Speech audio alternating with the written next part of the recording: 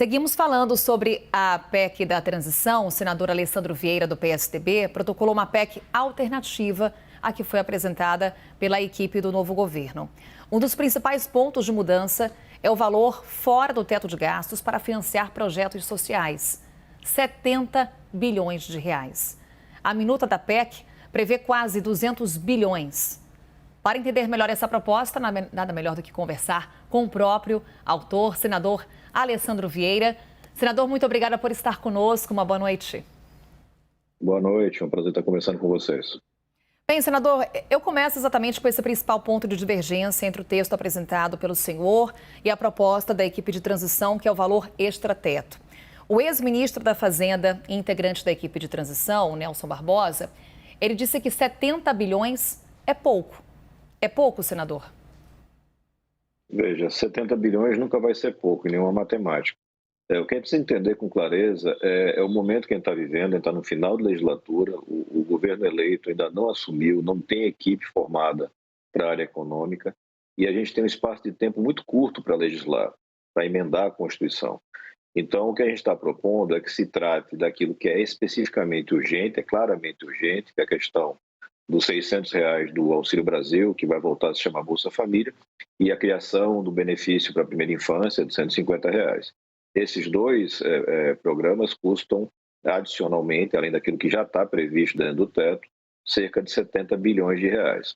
Você pode, no processo de negociação, incluir mais alguma coisa, mas essencialmente é isso que é urgente de se fazer, e apenas para 23. Né? A minuta, que na verdade não foi uma minuta, foi um apanhado de sugestões da equipe de transição, é muito mais ampla, não estabelece prazos, não estabelece uma nova regra fiscal, e isso acaba gerando um risco de descontrole que prejudica o Brasil. Então, nosso trabalho é para trazer essa discussão para um parâmetro mais racional. Ainda focado na questão do valor, senador, 175 bilhões, chegando a quase 200 bilhões, há quem defenda que isso faça parte, inclusive, de uma estratégia. Chegar com uma proposta, ser uma gordura para queimar nas negociações com o Congresso, não seria um risco para garantir o benefício de R$ 600? O problema é que a gente tem prazo curto para fazer isso tudo, né? Tanto que você vê a apresentação de propostas alternativas, eu apresentei, José Serra, Tati Gereissati, o senador Iovisto também deve apresentar, justamente quem está tentando garantir um mínimo de debate qualificado. Sem debate, para tratar de coisas tão sérias, você coloca em risco a questão da estabilidade econômica. Não tem nenhuma questão de desconfiança do governo que está chegando, não é isso. É porque tem que ter transparência e regras bem feitas. E é difícil fazer isso num espaço de tempo tão curto. Eu acho que a gente cuida agora do que é urgente, para 2023 apenas, e abre um prazo para que a gente possa debater e criar um novo regime fiscal que seja sustentável, que seja eficiente, que reduza a dívida e garanta um ambiente interessante para negócios no Brasil. Senador Fernando Nakagawa também participa dessa conversa com o senhor. Por favor, Naka. Obrigado, Carol. Senador, muito boa noite. Eu queria ouvir um senhor sobre a negociação, porque um dos temas que surgiu ao longo dos últimos dias foi a posição de algumas lideranças, especialmente na Câmara dos Deputados, relacionadas às emendas de relator ao orçamento secreto. Este passa a ser um item ali, um ponto de contrapartida na negociação, ou seja, quanto maior o valor extrateto, maior serão as garantias do orçamento secreto e vice-versa? Se você abre um espaço, Fernando, sem nenhum tipo de métrica e compromisso, é muito natural que as velhas lideranças tentem conduzir esse espaço para ocupações do tipo ou similares ao orçamento secreto. Eu sou um crítico do orçamento secreto desde o início, inclusive na questão judicial, a judicialização disso. A gente tem que forçar e tem que criar estímulos para que o governo e o Congresso escolham com transparência prioridades. Basicamente é isso que a gente tem que fazer como legislador e o executivo como governante. Se eu abro o espaço sem métrica, sem compromissos, eu desestimulo a organização, porque começa a caber tudo no orçamento. E a gente sabe que o custo disso, no final, médio e longo prazo, é muito alto para a sociedade. É aumento de inflação, é aumento de taxa de juros. Então, acho que o momento agora permite que a gente faça uma resolução do problema, que é efetivamente urgente, a questão dos benefícios, talvez algumas coisas pontuais de recomposição que poderiam ser feitas ao longo do ano. Mas digamos que a gente faça logo agora, merenda escolar, alguma coisa de ciência e tecnologia. Mas não dá para querer fazer uma abertura descontrolada sem uma nova regra fiscal criada. Então, Infelizmente, quando você tem figuras na negociação como Arthur Lira, é muito previsível que você vai tentar colocar jabutis e mais jabutis em qualquer oportunidade. Acho que o nosso trabalho é muito de evitar esse estouro de boiada.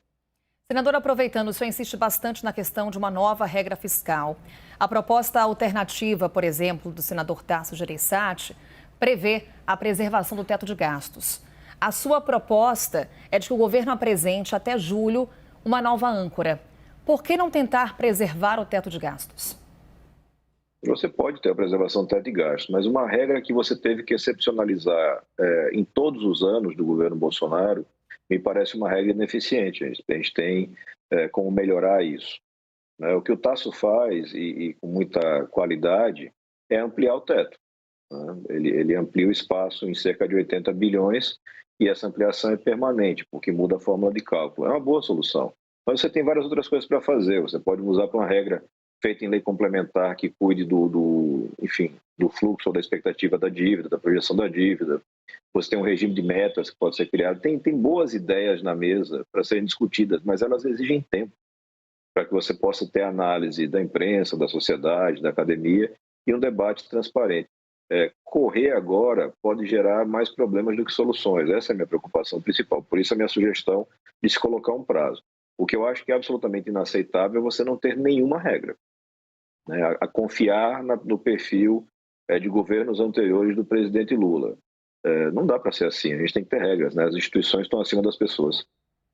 Felipe Moura Brasil também tem uma pergunta para o senhor, senador. Felipe, por favor. Boa noite, Carol, obrigado. Boa noite, senador, sempre prazer falar com o senhor.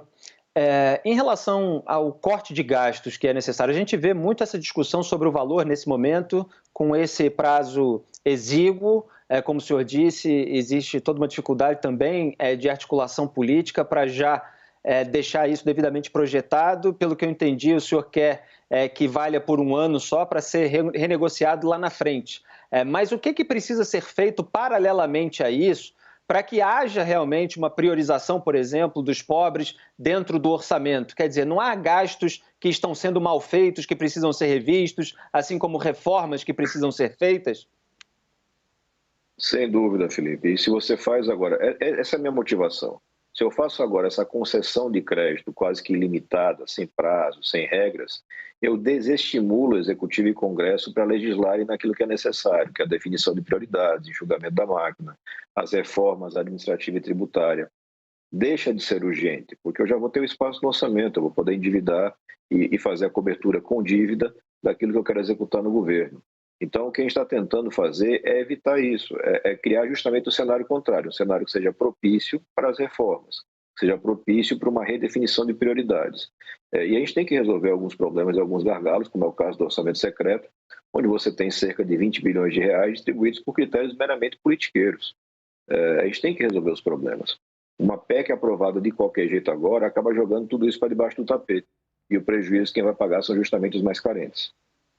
Senador Alessandro Vieira, mais uma vez obrigada por dispor de um tempo aqui conosco. Até uma próxima oportunidade e uma boa noite. Boa noite.